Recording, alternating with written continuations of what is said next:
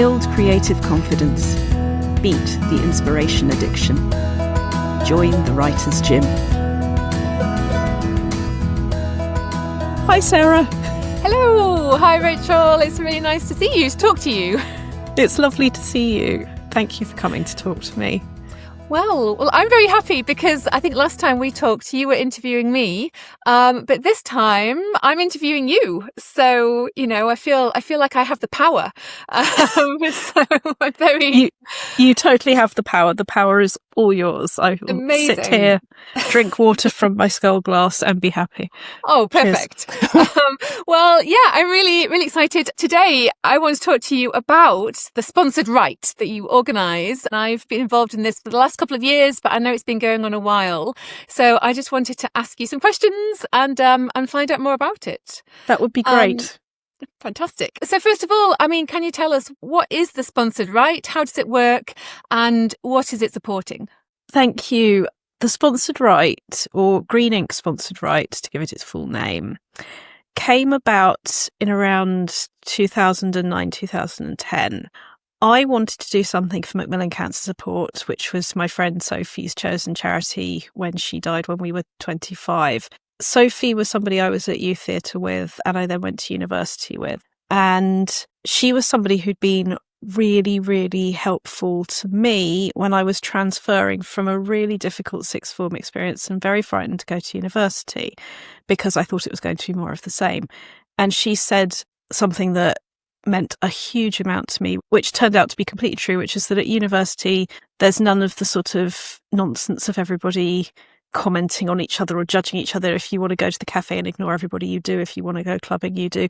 And there was no judgment. And at the time, that was something that was very, very important to me. And I've always remembered that conversation. There's lots and lots of other things I remember, but mainly it was her understanding people were people. And I suppose the reason it's relevant to me is that it does overlap with what Macmillan's mission is, which is quality of life for everyone affected by cancer. So everyone means everyone. And I sometimes go through phases of I wasn't her best friend, I wasn't one of the people that was closest to her, but we were friends. Yes, I have the right to think of her. Yes, I have the right to do this in memory of her. And, imposter syndrome comes up again and again in people's lives, and this is just something in mine. But her saying that to me reminds me of what the sponsored write went on to do, which is to support that mission of quality of life for everyone affected by cancer. You ring the helpline, whoever you are, whatever it's about.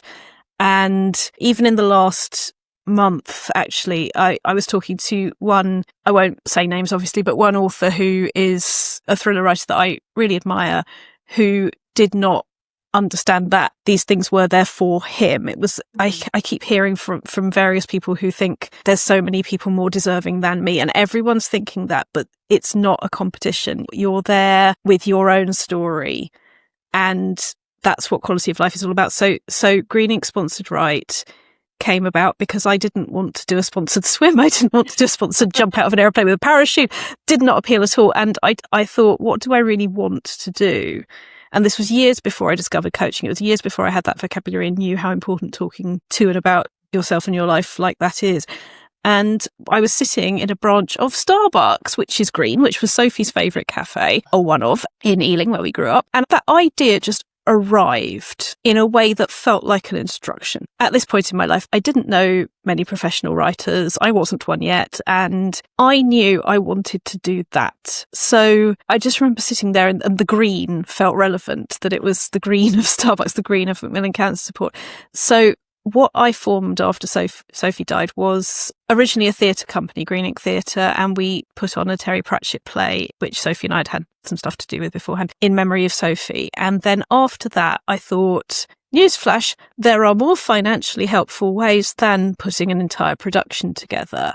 Let's think about how else this could work. And new writing was something I liked a lot. So what evolved from it being at first a play and then a showcase of writing, it moved more and more away from theatre as my life moved more and more away from theatre. And so over the last decade and a half, good God, it has become, it makes you realise, doesn't it?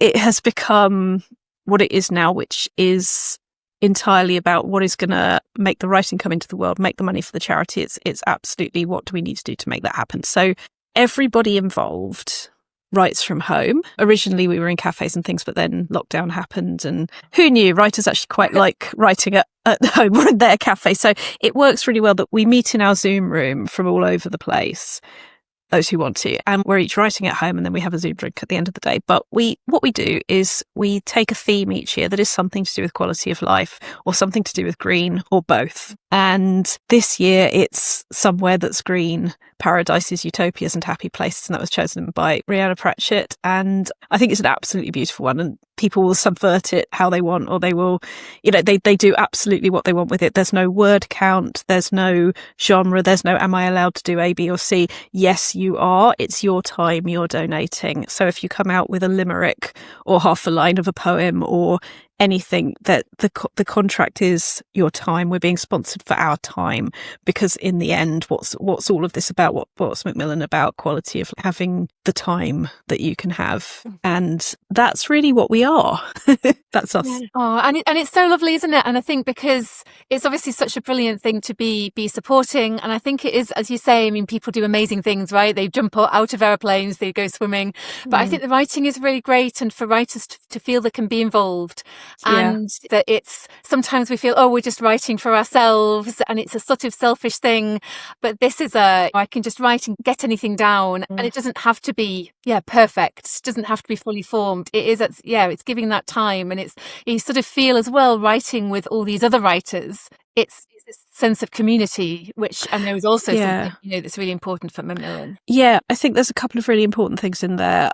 One of which is the community, that everybody else is doing their own thing, and something that Kaylee Dobbs, who I interviewed recently, founder of Happy Goat Horror and author with Black Shack Books, she was talking about how she felt this ability to deal with because there was a grief instance in her life, and she was sort of surprised by how processable that became in that particular writing environment. She said she really felt the camaraderie of it, the community of it. It's sort of reminder that we all have the same emotions, we all have these same things that we're going through. And I think everyone, I don't think this is just writers, but I absolutely see it in writers a lot, that feeling that if you're doing something that you're good at and you enjoy, that's somehow being selfish. And actually, it's amazing how we'll put this energy into getting in our own way rather than doing the thing that we do as well as possible. And for me, this is about combining those factors, that writing is something I love. It's something that's important to me. It's something I believe is important, full stop. I want to put my energy and my time into becoming the best form of the writer that I can be. And this was a way of doing that. And absolutely, I don't think selfish versus unselfish is the point. I think, we, in Jewish ethics, there's a phrase, tikkun olam, repairing the world, that your job is to do a little bit and everybody else's job is to do a little bit, and you do your little bit and your little bit will be a different bit to somebody else's. And so it was purely selfish on one level. I wanted to do more writing. I knew that my lack of confidence was getting in the way. So by doing it for Macmillan wins out of that. I win out of that. Yeah. The universe is a tiny little bit better. And I remember actually one guy who was a member of one of my courses a long while back. This was before the Writers' Gym was an actual membership. I remember him doing this slightly apologetic post about, I know other people are leaping out of an aeroplane or doing this and the other. And I'm just sitting there thinking, and actually my Macmillan officer pointed this out as well. We don't spend any money on petrol. That aeroplane isn't propelling itself. There's fuel going into that. It's so cost free to the earth and to everything else. It all goes through the one Just Giving page. So it's not making extra work for people with sponsorship pages. It's just a nicely propelled, streamlined, that's what I mean, way of making this happen. And that's a good thing. So that's a nice thing. And the other thing I think is really lovely is it's the equalizing of it, that we're all writers, and some of us, like, there will be people in that room that look at what your novel has achieved, and they will be going, ooh, proper writer, and that will be a big thing. But as I look at your face, I know that the truth for you is different to the truth for them, but it doesn't make either less true. Do you see what I mean? That for them, they're looking at that going, that's almost unimaginably big. And then when one is at whatever stage one is at, we're looking at other people going, and that is enormous. And it's the human condition. And I think that's a really nice thing, is that there are members of the Writers' Gym who are novelists, who are published in all sorts of things, and are members of this. And I think the members who are not yet published and want to be, I think that's a really good thing for them, because it's another reminder that we are humans exploring, expressing, and I think the sponsored writer is a really lovely way of having that community as well. So that's something else that's important to me. Yeah. And I think it's a great way of sort of just, because there's not enough time, right? So you have this very fixed time to write, and then a little bit of time to edit, and then that's it. And it's kind of great to just go, oh, well, I know it's not perfect, and just send it, send it out, because I think as writers, we spend so much time going, oh, it needs to be, something we're doing needs to be perfect. Yeah, I know I have a bookmark for that. Yeah, I'm just going to get the bookmark on that because for people not watching on YouTube and just listening to this, the Writer's Gym bookmark from last year, because I do a different thing for my members every year, but on one side it says there may be 7 basic plots, but there are infinite original voices. And then on the other, there's a bunch of phrases that my big thing is the best writing advice is never about writing, and never really advice. It's reminders. So one of them, and I can go through the others at some point, but one of them you can just see down here is perfect was never on the menu. And I think that's so important, that you can only be honest. There's stuff in your head and you can get it onto the page honestly. But the minute something's trying to be perfect, there's that lovely Leonard Cohen line, there is a crack in everything, that's how the light gets in. And the sort of Chinese pottery, I think it is, where you deliberately fix any imperfection or any crack in gold.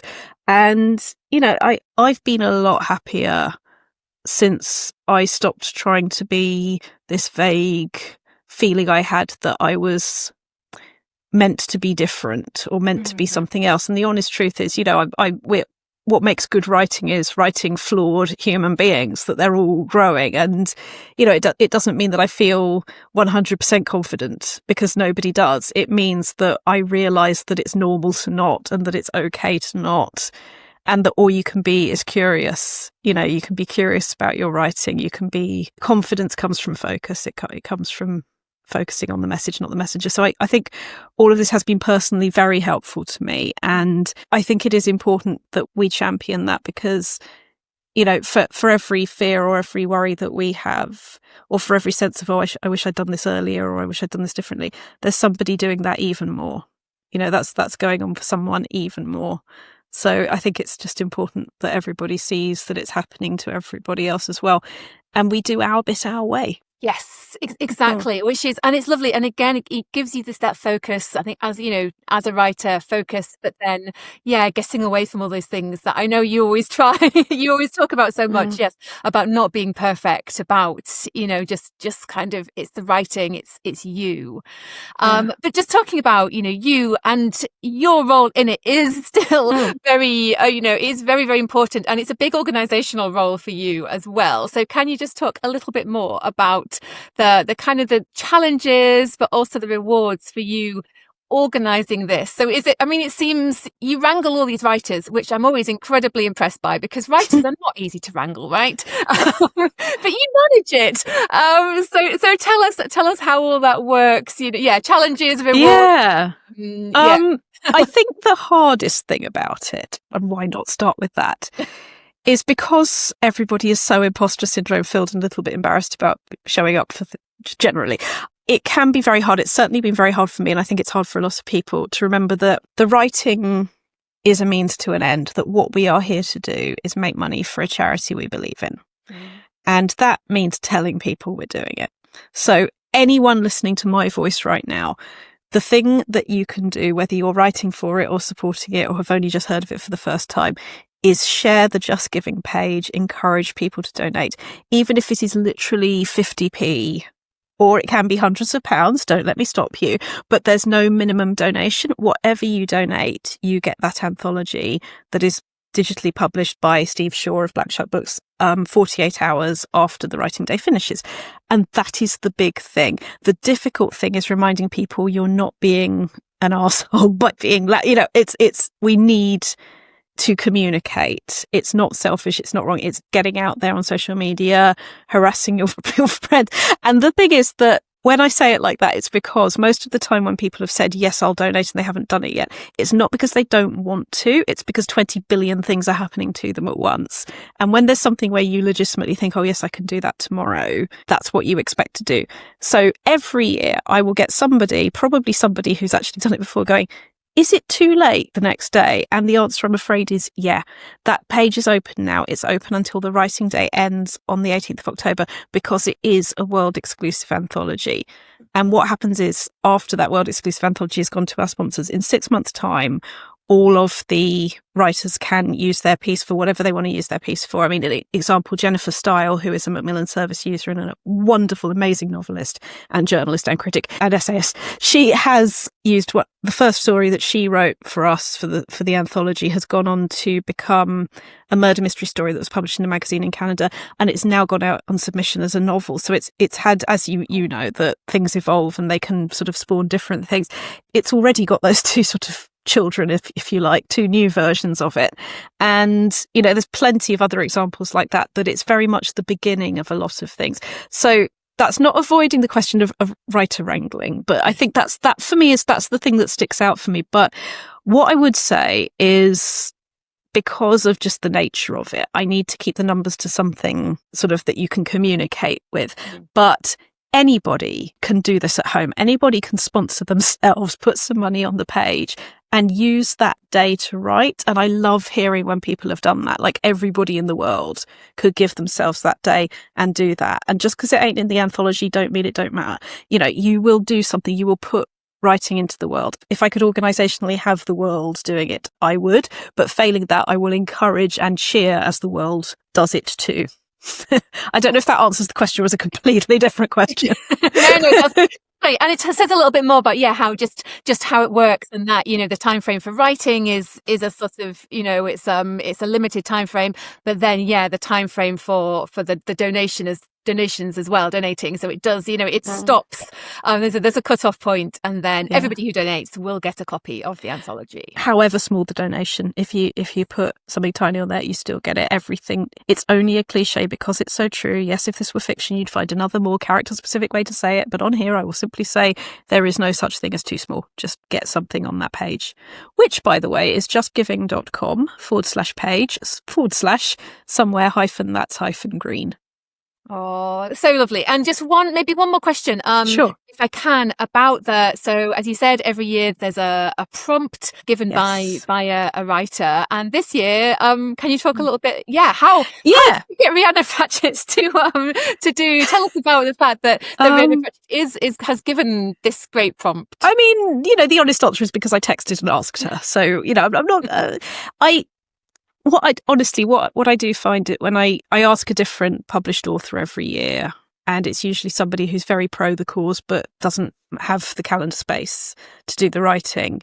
And I always point out, you know, you're making just as much, if not more, of a difference if you're loud about it to your friends and colleagues and followers and mailing list than by necessarily doing the writing. There's so many ways to contribute. But Rhi had a very good excuse because she was creating a human being, and that takes a lot of time and energy. So I asked her and I can say that now because there's photos on social media, so he's out there in the world and very beautiful too. Lovely. Very, very beautiful too. And she said, you know, she asked me about previous titles, and I said, please don't overthink this. As with all things, something that's fun or interesting to you will be great.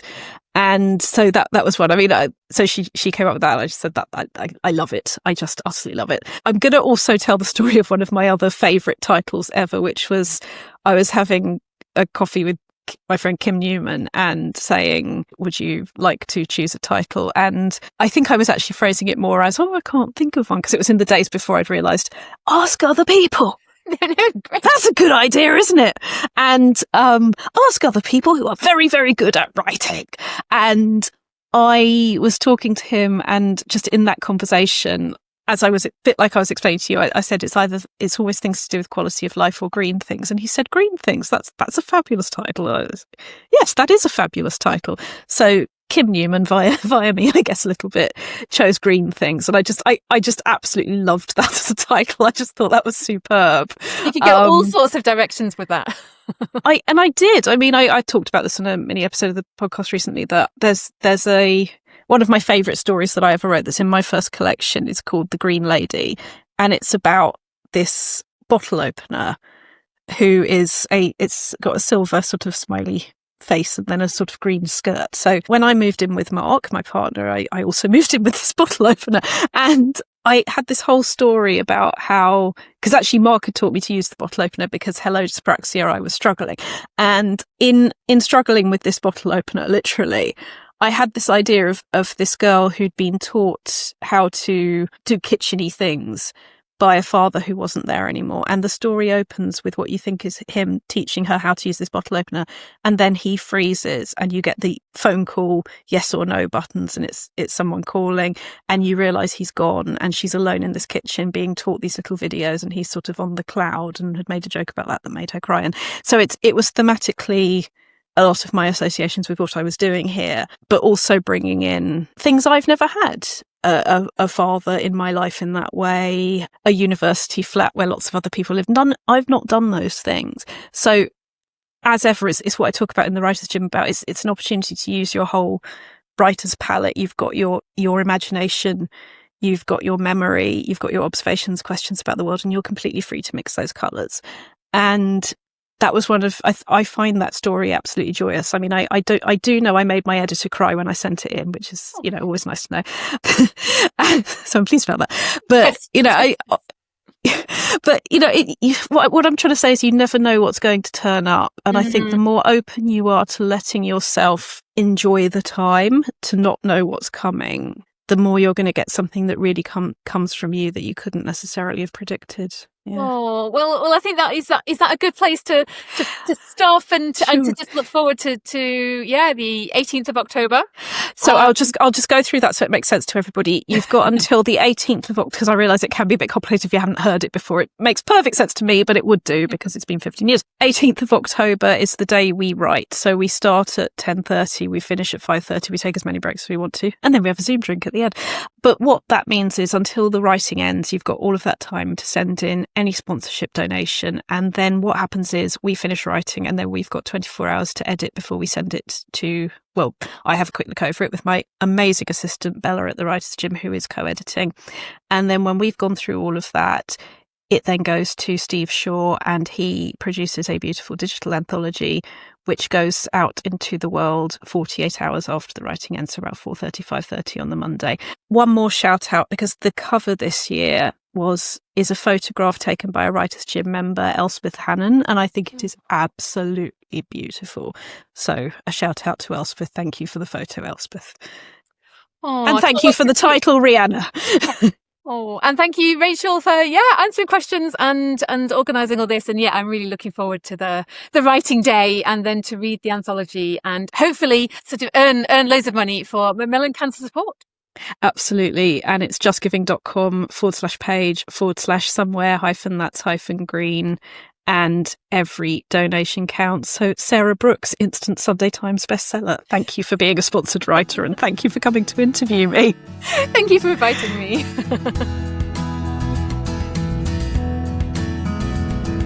You've visited the Writers' Gym with author and coach Dr. Rachel Knightley. Production and sound design are by Ashley Lexine and theme music is by Chris Gregory. To join a Writers' Gym workout online or in London as a guest or as a member, visit writersgym.com or email thewritersgym@rachelknightley.com.